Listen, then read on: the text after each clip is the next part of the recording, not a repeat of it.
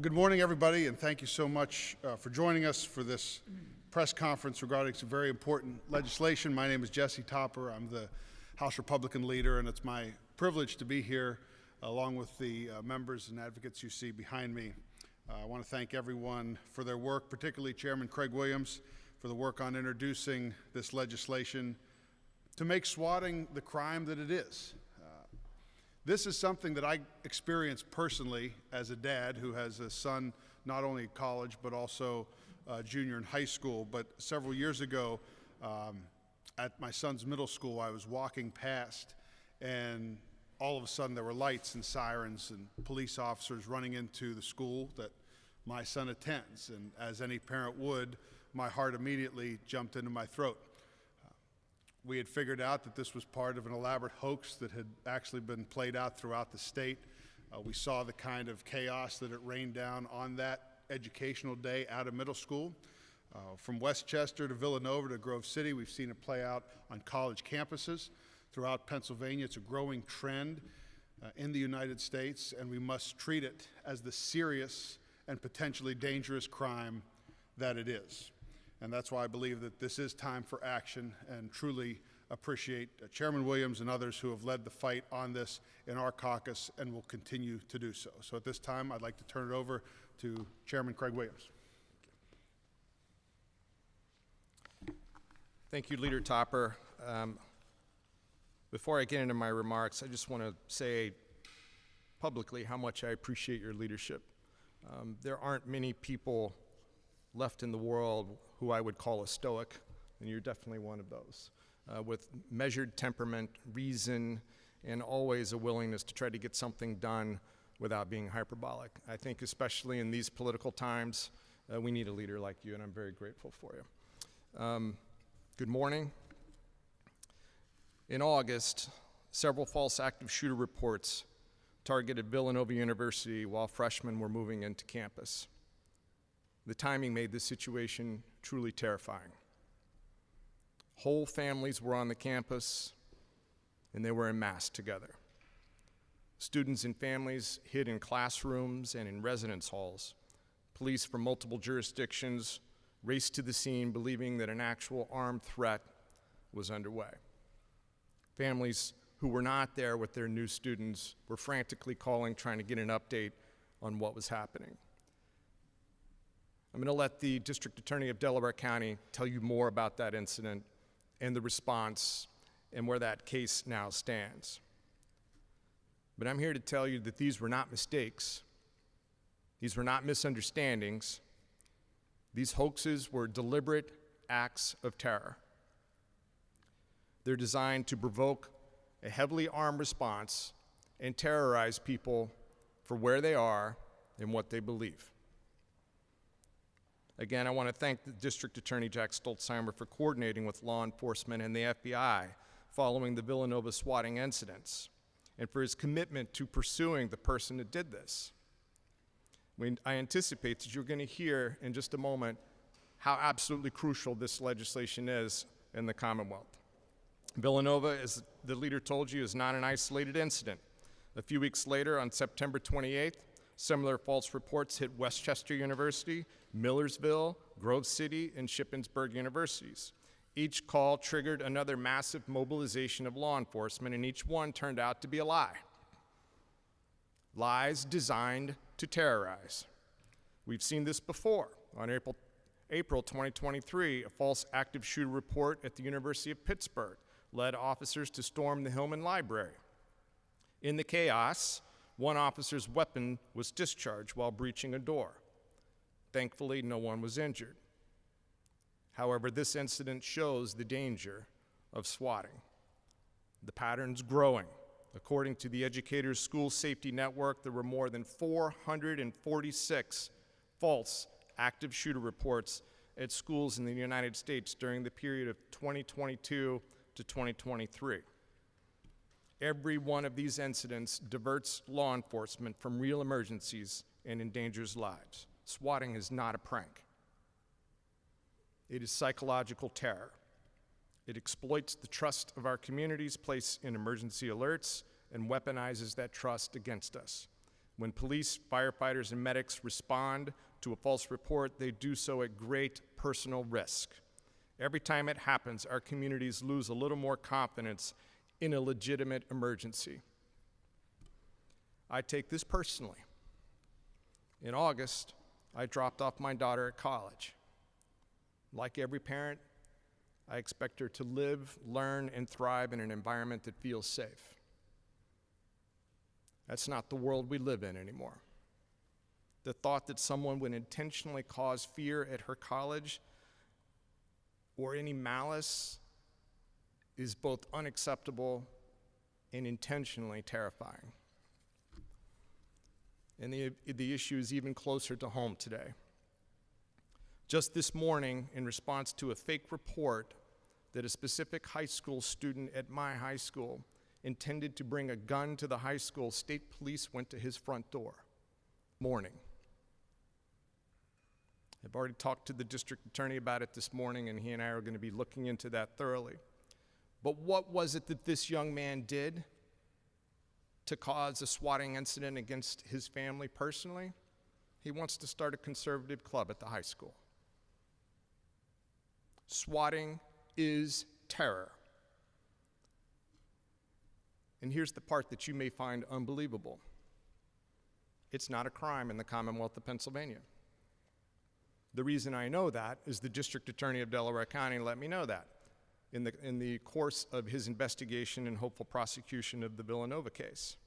And that's why I introduced two bills making swatting a crime in Pennsylvania. House Bill 1922 establishes swatting as a felony offense. Anyone who deliberately makes a false report to provoke an armed response should face serious criminal penalties.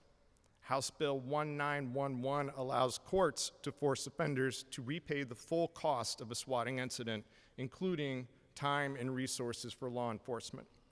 This legislation gives prosecutors like District Attorney Stolzheimer the clear authority to charge swatting as a state-level crime. It makes certain that those who weaponize fear through false reports can be held fully accountable in the Commonwealth of Pennsylvania. These are bipartisan measures. We have more than 20 co-sponsors on each bill, and again, bipartisan support. These bills share a reflected commitment to protect our students, our officers, and our communities. If you terrorize the public with false calls of active violence, you will be punished. It is time for Pennsylvania to act decisively and give law enforcement the tools they need to stop this threat before it claims lives. And with that, I want to introduce one of my dear friends, the District Attorney of Delaware County, Jack Stolzheimer. He and I were both in the United States Attorney's Office as federal prosecutors. I did predominantly gun crimes and terrorism and violent crimes. I'll let Jack tell you about his background. But because of that common experience, we became very fast friends. Of course, it doesn't help that my wife is the former United States Attorney. She stayed in the office after Jack and I moved on. But I need you to know, this is a man who stands beside me at shredding events on a Saturday morning to introduce himself to my constituents. We are good friends. Just like the stoicism that my leader provides as an example. I think it's very important that the Commonwealth see in this moment two friends from opposite parties standing together to get something done for our Commonwealth in a time when, let's just say, things are very loud and very dangerous. Jack, thank you for being here. Thank you very much. Thank you very much, Craig. Thank you for your service, and thank you for your timely legislation. We need this bill. We need it now. August 21st was a terrifying day in Delaware County. That was the day this swatting incident took place at Villanova. It was, I think, the first day a lot of students were moving in. They were there with their families. I went to the scene after an active shooter report came out. There were literally dozens of police officers from 3 counties who responded. The absolute heroicism of those officers are something Craig and I and the representatives behind me have seen time and time again. These people, these officers were running towards danger with one thought in mind: to try to stop somebody from killing students on Villanova's campus. They were joined, not just the local police officers from Chester, Delaware, and Montgomery counties, they were joined by our state police officers, and they were joined by our federal partners as well. I want to thank them. I want to make sure that everyone knows how thankful we are to have officers like this serving our communities who will run towards danger without a thought to themselves, to their own personal safety. But as I was there, I could see the fear in parents' eyes. I think every member of the legislature, if they could see and talk to the parents who were there that day asking me if their child was okay, none of them would have trouble voting for this bill. At this point, we are very thankful that the FBI, our federal partners, have led this investigation. They are at the point now where they've identified a suspect, and I suspect soon we will be seeing an arrest made and somebody will be held accountable under federal law. And that's part of the reason why Craig and I had this conversation, because we don't have a swatting statute in Pennsylvania. If we wanted to charge the individual in the state, we would have had a very difficult time getting an appropriate charge, particularly a felony charge, what is deserving of this crime. Ladies and gentlemen, when dozens of police officers in SWAT gear with weapons pointed going door to door through dormitory buildings, that is an inherently dangerous situation, both for the officers and for anyone who was on the campus. And I will tell you, people did get hurt that day. Not police officers, but parents running to be safe. I saw a woman getting into an ambulance who had torn her hamstring trying to run to safety because she thought there was an active shooter there. And that was all because of some depraved individual who thinks this is funny. We have to make sure that this is a crime in Pennsylvania. I am so thankful that Craig has taken the lead. We do need a swatting statute which defines exactly the elements of this crime, makes it a felony, and also the companion bill that would allow the universities, the schools, or anyone to seek restitution. All of these law enforcement agencies had to respond, send officers, EMS were there. It was an incredible response. That costs the taxpayers money.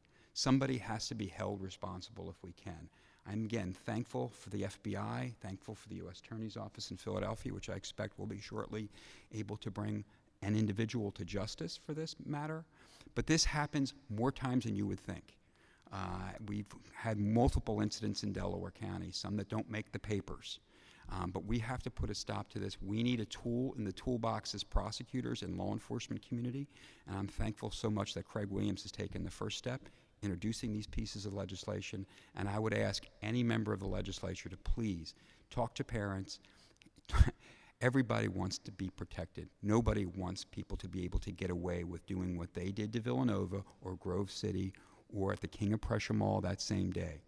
We need to put a stop to this now, both by holding people accountable and having a clear statute that makes this a crime to deter people, which, as Craig knows, even as more important than, in some ways, than holding people accountable is deterring people from doing that activity in the future. So thanks for your leadership, Craig. Thank you for your kind words, and thank you all for your support today. So we're about to go in session. So leader, again, thank you for being here. I'm going to release these kind folks. Thanks for joining our press conference today.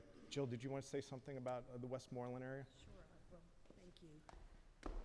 Hi, Jill Cooper. I represent the 55th District in Westmoreland County. I'm an alumni of Grove City College, and I can just echo what these gentlemen have said. It was a terrifying day. My district manager's son, who I wrote a letter of recommendation to go to Grove City, was on campus that day, and she texted me immediately in a panic.